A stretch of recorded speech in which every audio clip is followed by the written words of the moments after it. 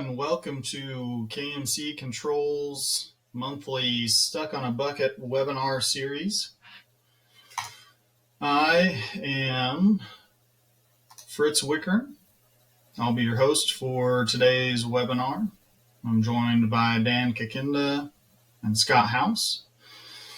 Just a reminder, these webinars are held on the fourth Friday of each month. And our goal is to help relieve some of the common headaches that y'all are running into out in the field. Let's go on, look at our agenda. Today we're going to talk about PID loops. We'll look at the components, terms, and constants for them, how the loop is calculated, where to start and what to look for, and some tips to fill in there. At the end, we'll have some little time for some question and answers, but feel free to throw out any questions during the call here as we're going along. And Dan and Scott can take a look at those, and if it makes sense, we can answer them as we're going, or we can answer them at the end. So, and then, oh, hold on. It didn't pop up. There it is. We've got the real reason why folks signed up is for the free hat.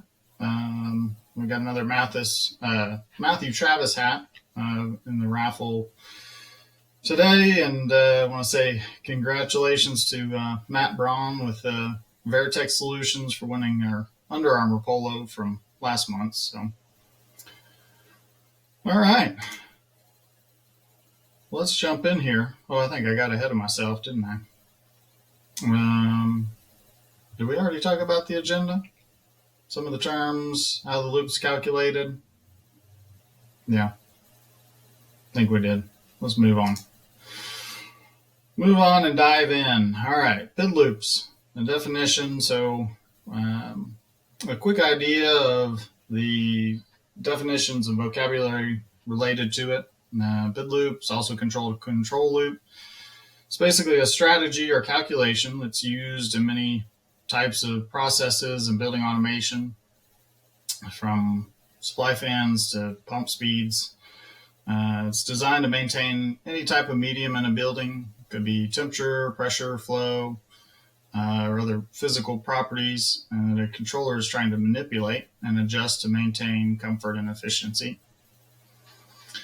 A PID loop will need a few things to operate properly: some sort of feedback or input to the loop, a reference to compare that which is commonly used, like temperature, room temperature, and set point.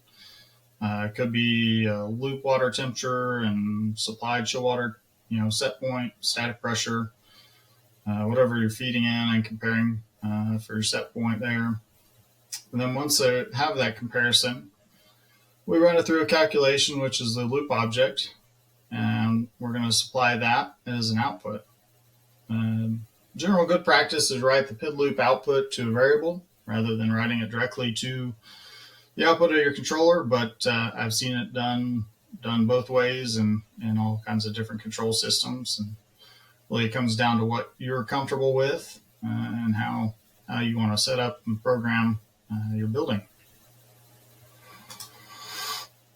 All right, let's take a little deeper look into the loop. So we need an input to sense, like temperature, flow, like I said. We need whatever the condition of that process that we're measuring, that we're going to compare it against for reference or set point. And that loop will respond in an effort to maintain that set point. The important thing here to remember is that we want that closed loop so that the loop knows what's being done, or it's better affected that way if it can actually see that feedback when it's doing the math to calculate its response based on the input condition.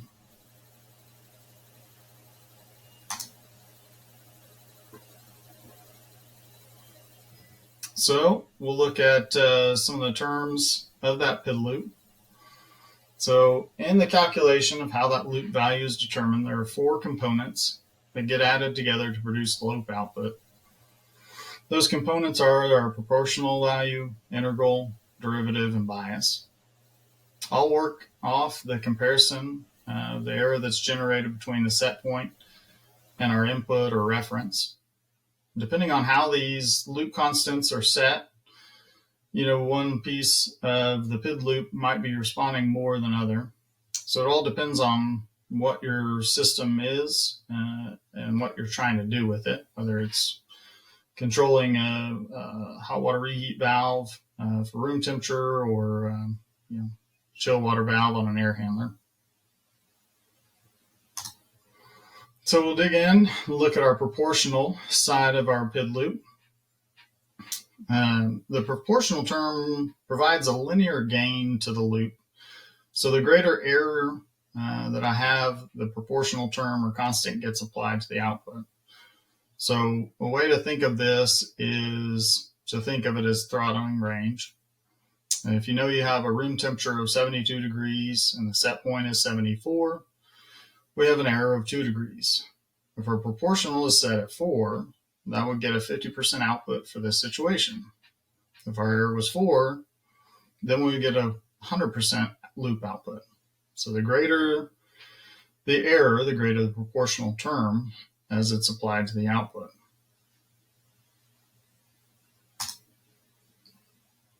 And Dan, you can correct me as I'm rambling through here if I misstate anything. So looking at the integral term, it provides a correction which is based on the error over time. So in effect, this should drive the steady state error down to 0. If I'm just using proportional control and my loop output got to 50%, and I'm maintaining temperature to 1 degree against my set point, the loop will stay there because it takes some error basically to prop up that proportional. Ideally, we'd like the error to go to 0, and that's what the integral will work to do. It will keep adding a little bit of loop output over time and try and bump that output further than the proportional band could do on its own. And then ultimately driving that error down to 0. If you talk to some KMC folks or other control persons, you might a lot of times hear the integral term referred to as reset or repeats. This comes from the concept of repeating the proportional band every integral period. The speed of how fast it repeats depends on what's being controlled. So the concepts here are basically adding a little bit of output loop over time and trying to drive that steady state error down to 0. So we'll look into a little deeper, a little less used pieces of it, the derivative and bias. These last few terms to know when we're talking about PID loops. Derivative, sometimes called rate in some systems. Derivative reacts to fast-changing errors, and it really works to try and dampen or slow the response.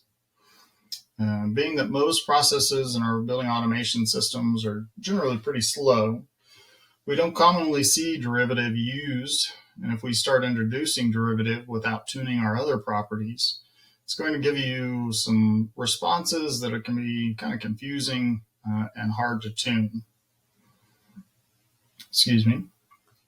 So generally, rule of thumb is we say to stay away from derivative unless you're doing something that you know is a very fast-changing, medium in your building. And our bias. I was just going to say, in 30 years, I've used it one time. That was in damping outside, very cold outside air, like a low limit application or whatever. But if you don't, anything other than that, like you said, things are too slow, and it just causes more problems than it solves. Yep. Yeah. Exactly. Our bias is another term for what's added in the control loop. It offers a constant offset to the loops, and usually we only see bias or only recommend bias if you're using proportional only systems. And basically can add a little more output with the bias instead of proportional only. I don't know if y'all can hear that. It sounds like somebody's breaking into a car on the street. Sorry about that. But it can reduce, maybe help reduce that steady state error without having to put any integral action in. And then the last term that affects our PID calculation is the action. And that's just basically meaning we need to decide whether it's direct or reverse. If it's direct, we increase the loop output with a positive error. If it's reverse, like in a heating situation, it's doing the opposite with the negative error there. So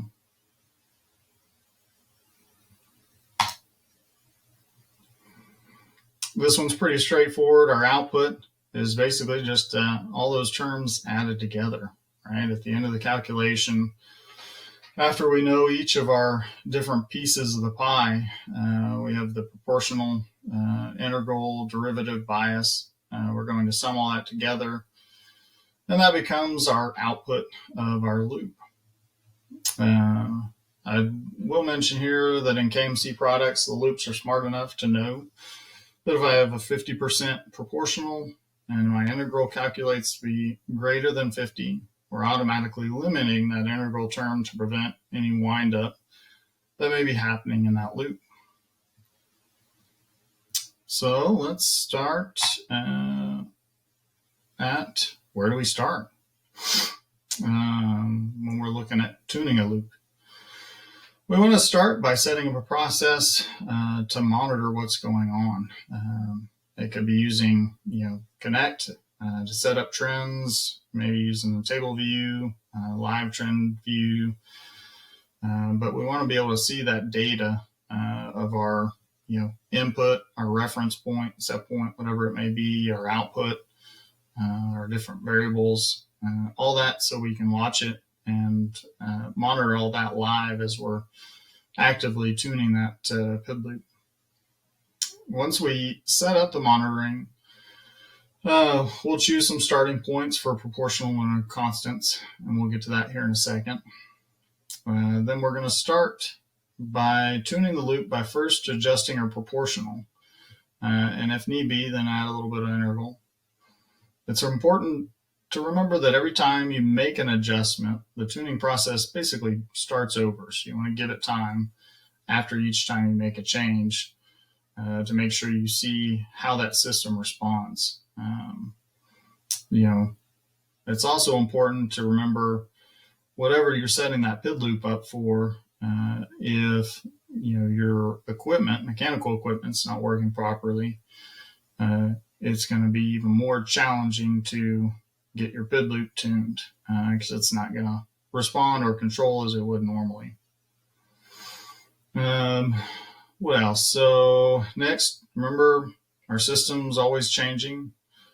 So just because you tune a PID loop in the morning and you set a proportional value, you get the response you want, doesn't necessarily mean that, half hour, an hour from now, when the building's occupied, more VAVs are opening, you might not get the same response for that PID loop on your supply fan. So it's always good to check those in different conditions, different times of the day. Just really make sure that your PID loop is working optimally. And then the biggest piece of this PID loops is to be patient, which isn't always easy because a lot of times you're tuning PID loops is the last part of the job, and you want to get off the job, and you don't want to give it the time that you really need to. So be as patient as you can. Wait that appropriate amount of time between making adjustments to see how that PID loop is going to respond. Again, the monitoring is a big piece of it, whether you're using Trend Viewer, trends, if you're using Converge, looking at your data through Niagara, whatever it may be. You just want to make sure you're tracking, your loop output, any of your variables, your outputs, your set point reference, and then of course your controlled variable there. So let's look at a few example kind of reference starting points here. As you get started, think of your throttling range when you're choosing a proportional constant. For room temperatures, we commonly see like 2 to 3 degrees. If it's a mixed air or discharge or chill water loop, you might see a proportional band of 10, which would produce a good response to get started. Hot water could be even in that 10, 15, maybe 20 degree range there. And just remember, it all depends on what you're controlling. But these are a few values that are kind of references to get started with. Once you've determined what the proportional band should be and it's tuned, then you can start looking at the integral to further tune it. Some starting integrals for room temperature, think cycles per hour for room temp, so 4 cycles are good.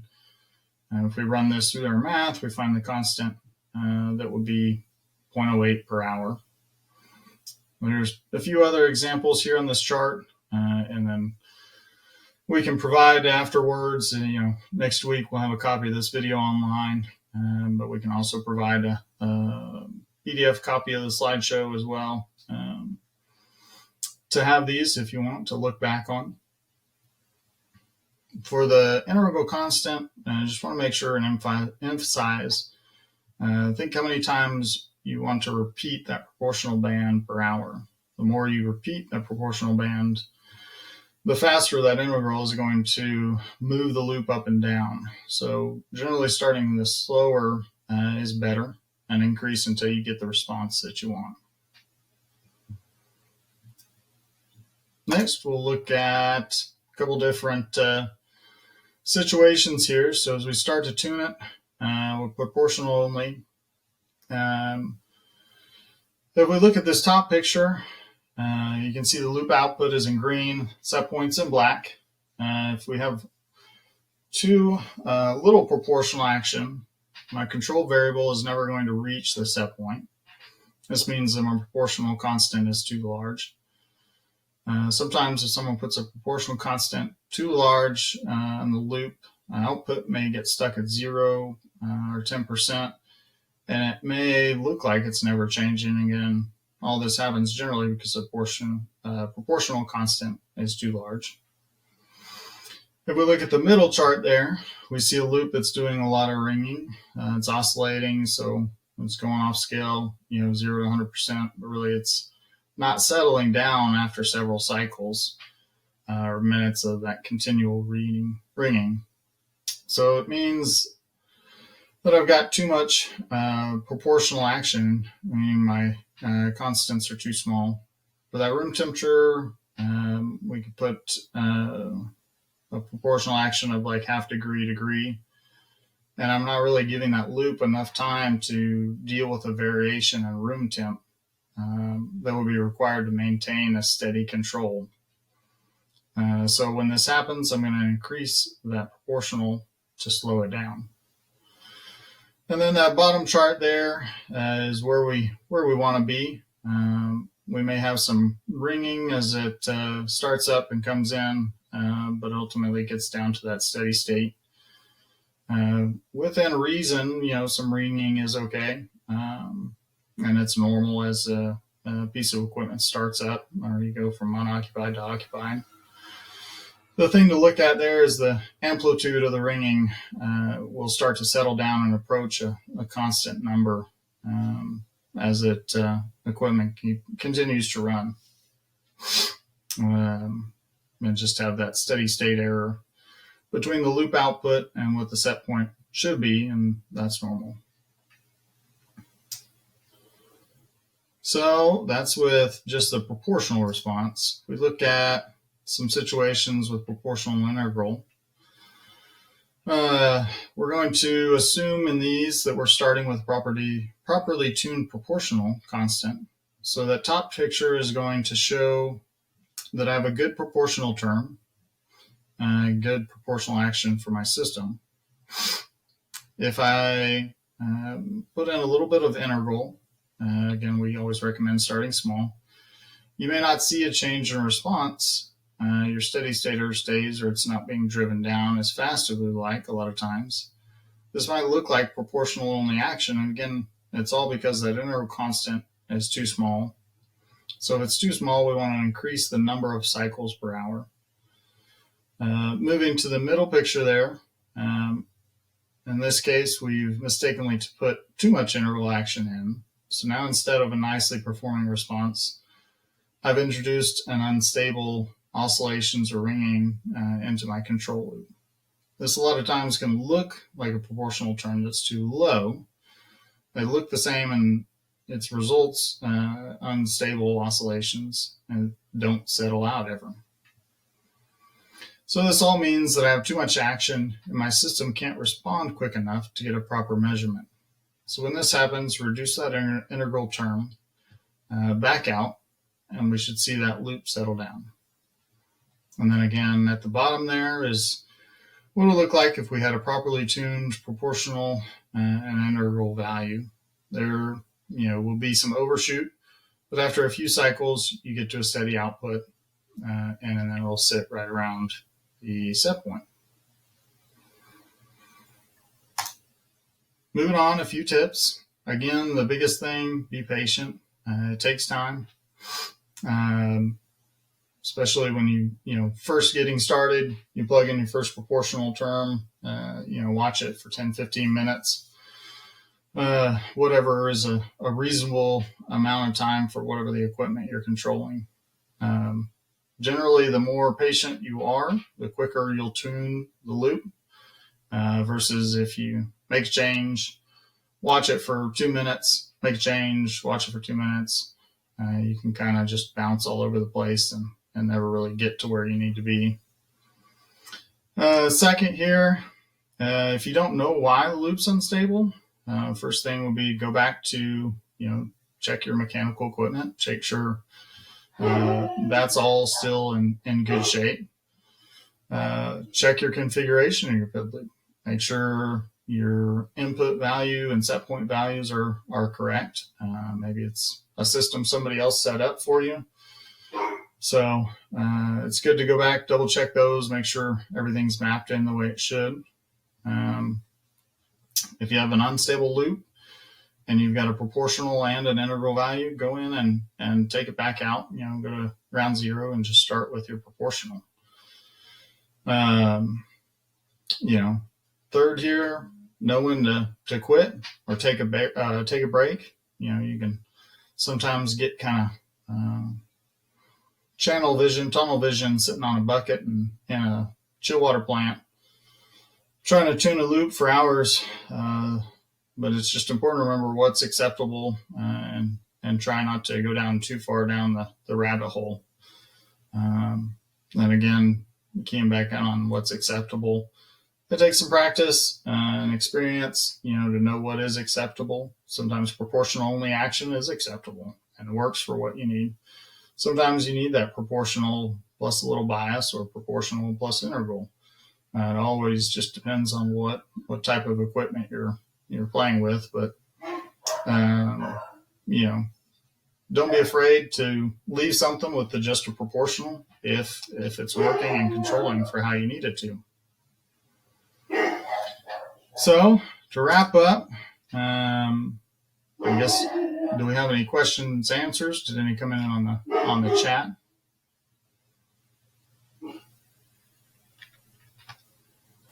No? I think I got them answered. So there's Fritz. You don't happen to have that one slide of the gating stuff, do you? I did not get that added in. Okay. Do you have it, the screen capture? Can you throw that up on the screen? I do. Let's see here. So for you guys who don't know me, I've been with KMC forever. I started out in the field like a lot of you guys, and so I've got a little bit of experience tuning jobs, programming jobs, tuning them, and so forth. And You don't have to do this, although this can often take your PID loop, help your PID loop perform, or your control perform it, a little better.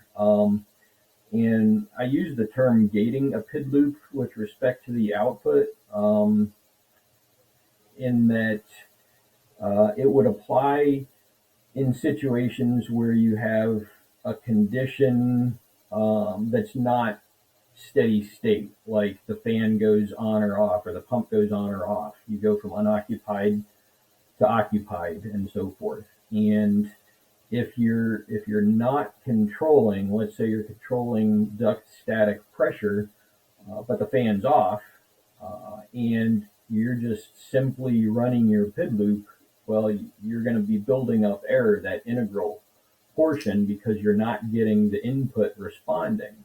One way to address that, you can see on lines 814 and 815, and if you're using some other method of programming, of course, there's other ways of doing this, but we can actually plug the integral. You can see on 814, we're taking cooling integral, which is just a local variable in this equation here, getting it from outside the program, but taking cooling integral and multiplying it by occupied mode.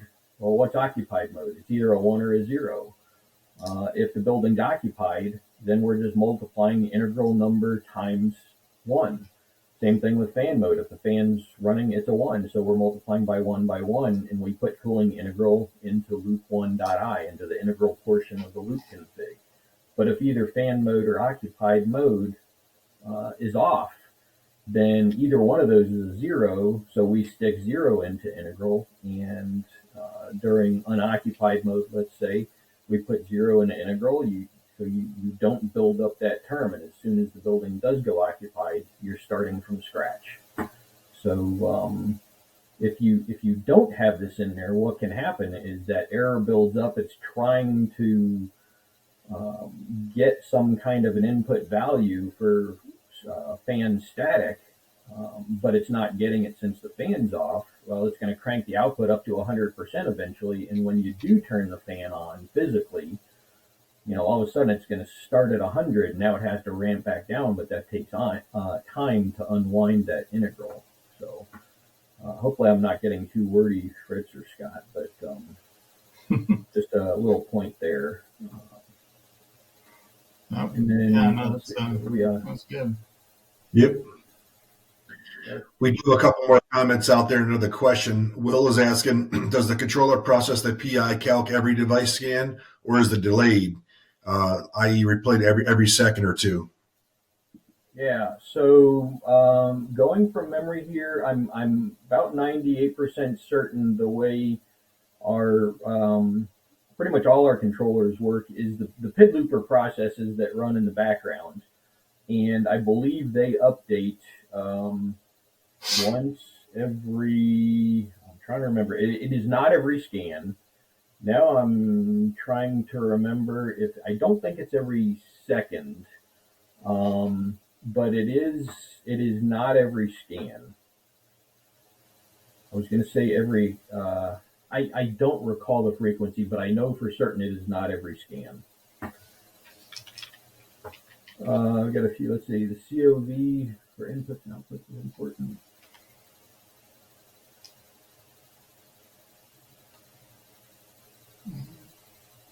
Steve, I'm not quite sure what, so Steve said 2 comments, the COV, or change of value for inputs and outputs, is important. In my experience, small COVs give much better loop control. So are you saying, I'm not quite sure. Also look at the bottom comment. Maybe it goes along with that.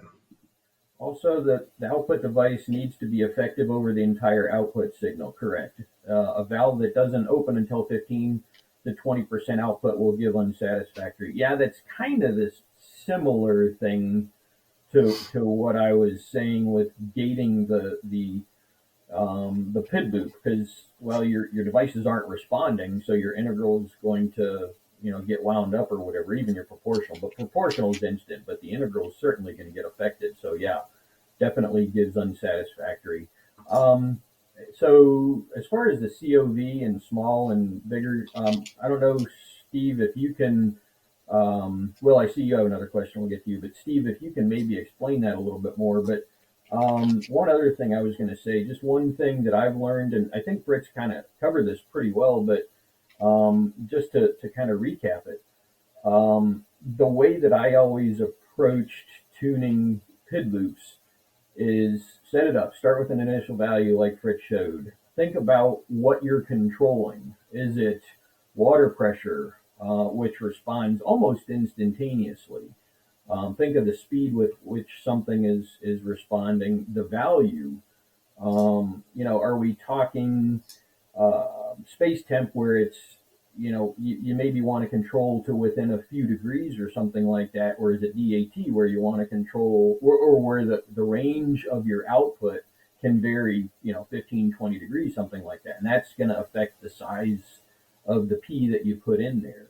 In my experience, you want to go anywhere from what that range is to maybe even 2 times that for your initial P. But start with an initial P. Your integral is at 0. You're not using derivative, but start with a P, set up your trend, and let it run out. Watch it. And keep making that P smaller as it's got some kind of a steady state response.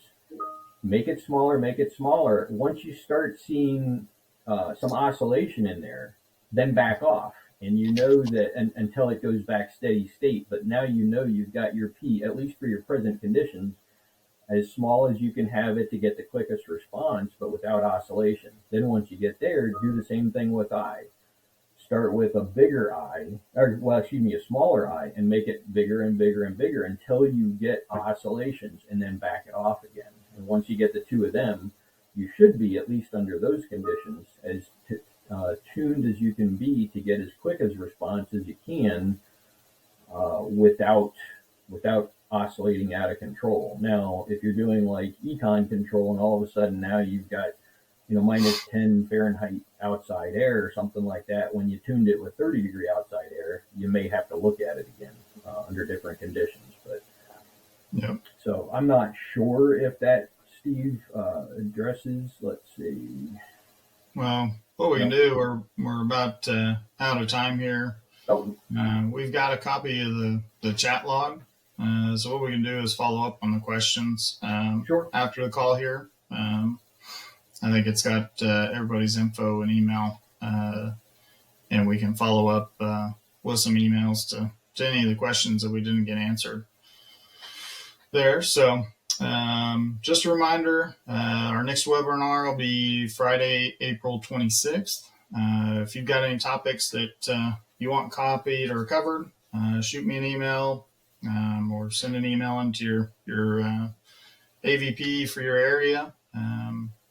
And then also keep an eye on your inboxes to see if you won the raffle there for the KMC hat. Appreciate everybody attending and joining in, asking questions. I hope everybody has a great afternoon and great weekend. We will talk to everyone later. All right. Thanks, everyone. All right. Thanks, everybody.